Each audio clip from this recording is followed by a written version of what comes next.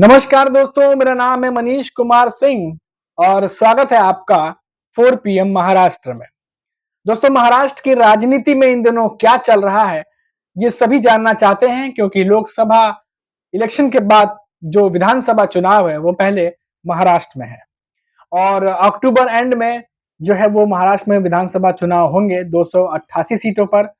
और ये विधानसभा चुनाव इसीलिए बहुत जरूरी है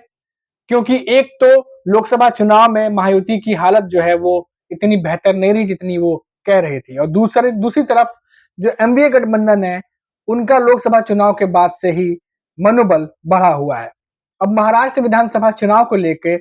महाअघाड़ी गठबंधन की लगातार बैठक चल रही है। विपक्षी नेताओं के बीच सीट शेयरिंग को लेकर रणनीति बनाई जा रही है। महाराष्ट्र कांग्रेस इकाई सीट बंटवारे पर चर्चा के लिए आज से 2 दिवसीय बैठक आयोजित करने वाली है। इससे पहले मंगलवार को विपक्षी गठबंधन की बैठक हुई थी। वहीं भाजपा अपने महायुति सहयोगियों के साथ विधानसभा चुनाव लड़ने वाली है।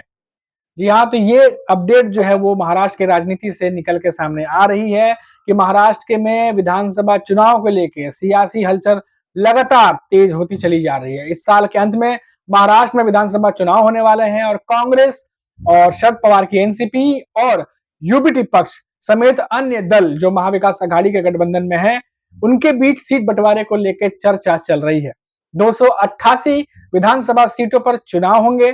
और इससे पहले मंगलवार को 3 प्रमुख सहयोगी यानी कांग्रेस, शरद पवार की एनसीपी और यूबीटी उद्धव ठाकरे की जो यूबीटी जो शिवसेना है के शीर्ष नेताओं की बैठक की और सीट बंटवारे के फॉर्मूले पर विचार विमर्श किया।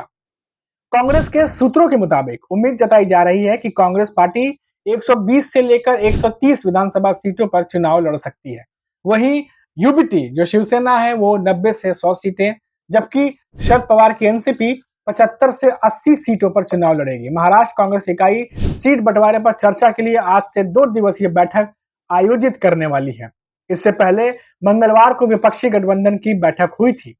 और आपको बता दें कि 29 जून को Maharashtra Bharatiya Janata party core committee के समापन के बाद पार्टी के प्रदेश अध्यक्ष आशीष शेलार ने कहा था कि भाजपा अपने महायुति सहयोगियों के साथ विधानसभा चुनाव लड़ेगी। लोकसभा चुनाव के बाद महायुति सहयोगियों के बीच कलह की बातें सामने आ रही हैं, उसको लेकर के ये बात कहा जा रहा था कि शायद वो न लड़े, लेकिन इस पर से खंडन करते हुए उन्होंने कहा कि हम सब साथ लड़ने वाले हैं। आम चुनाव में महायुति सहयोगी दलों का प्रदर्शन राज्य में काफी निराशाजनक रहा और अब ऐसे में लोकसभा चुनाव 2024 में शिवसेना जो यूबीटी है उन्होंने 7 सीटें, कांग्रेस 13 और एनसीपी जो शरद पवार की है उन्होंने 8 सीट जीती, जिससे गठबंधन की कुल संख्या जो है वो 30 के करीब पहुंच गई थी। और ऐसे में जो भारतीय जनता पार्टी है उन्होंने 2019 में जो है वो अच्छा प्रदर्शन किया था, लेकिन उसके मुकाबले महायुति का प्रदर्शन 2024 में बहुत ही ज्यादा निराशाजनक रहा। और ऐसे में बताया जा रहा है कि 2019 के विधानसभा चुनाव में बीजेपी और अविभाजित शिवसेना ने गठबंधन कर चुनाव लड़ा, जिसमें भाजपा ने 105 सीटें जीती, जबकि सेना ने 26 सीटें जीती। अविभाजित जो एनसीपी ने 44 सीटें जीती थी और कांग्रेस ने 44 सीटें। तो ये पूरा आंकड़ा जो था 2019 का था, लेकिन इस बार आंकड़ा कैसा होगा ये किसी को अंदाजा नहीं है, क्योंकि लोकसभा चुनाव में इस बार भी सभी को यही लग रहा था कि महायुति ज्यादा सीटें निकाल के जा सकती है, लेकिन बड़ा उलटफेर देखने को मिला और महाराष्ट्र में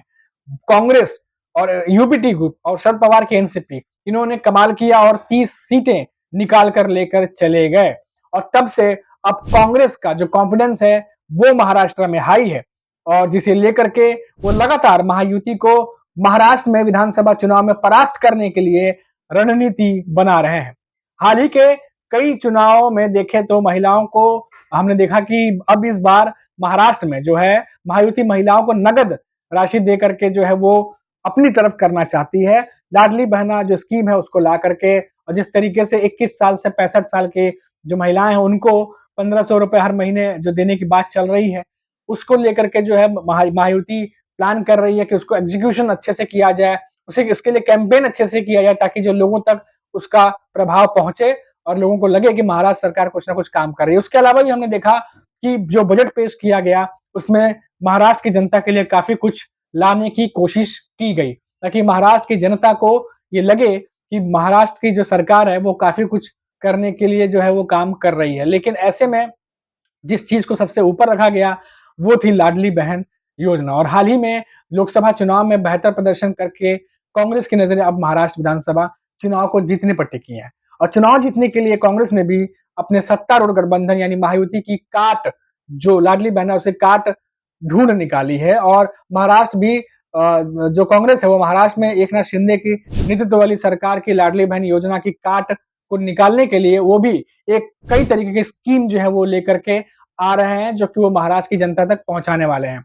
लोकसभा चुनाव में जिस तरीके से महाराष्ट्र में बीजेपी, शिवसेना, एनसीपी गठबंधन को बुरी तरह पराजित किया गया, मैं महायुति की बात कर रहा हूँ। अपनी हार को जीत में बदलने के लिए अब सत्तारूढ़ गठबंधन में महिलाओं को नगद भुगतान करने पर भरोसा जताया। यानी उनको लगता है कि जिस तरीके से मध्य प्रदेश में लाडली बहना योजना ने काम किया, वैसा ही कुछ महाराष्ट्र में भी देखने को मिल सकता है।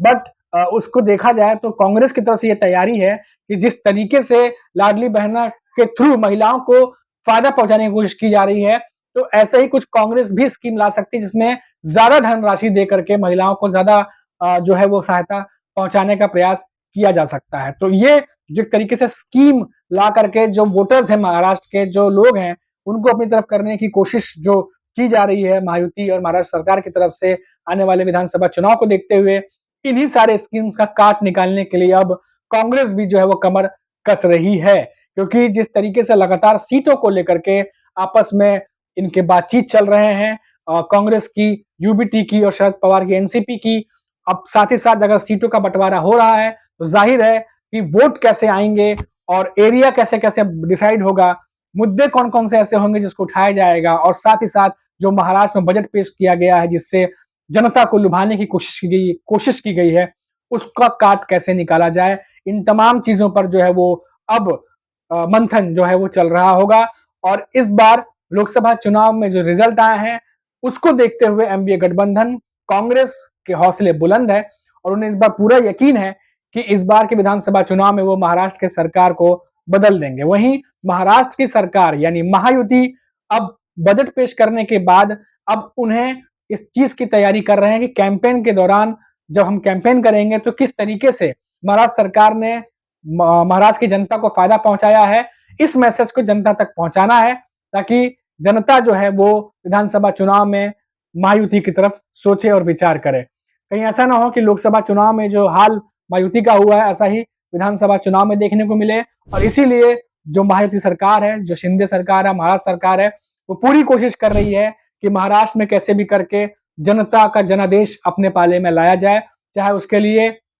ज्यादा से ज्यादा स्कीम और बजट ही जो है लोगों को क्यों ना देना पड़े, ज्यादा फायदा क्यों ना पहुंचाना पड़े, ये तमाम चीजें की जा रही है। अब आप इन दिनों देखिए कि जिस तरीके से महाराष्ट्र में एकनाथ शिंदे एक्टिव हैं, आजकल आए दिन वो हर एक मुद्दे पर बहुत एग्रेसिवली एक्शन लेते हैं। तो इन सब चीज को देखते हुए साफ जाहिर हो रहा है कि 3 महीने बाद विधानसभा चुनाव आए हुए हैं और एमवीए गठबंधन तैयारी कर रहा है और वहीं महायुति ये तैयारी कर रही है कि कोई मौका उन्हें देना नहीं है। अभी के लिए फिलहाल इतना ही, फिर लौटेंगे तो बात करेंगे महाराष्ट्र की किसी बड़ी खबर पर। तब तक के लिए मुझे इजाजत दीजिए। नमस्कार।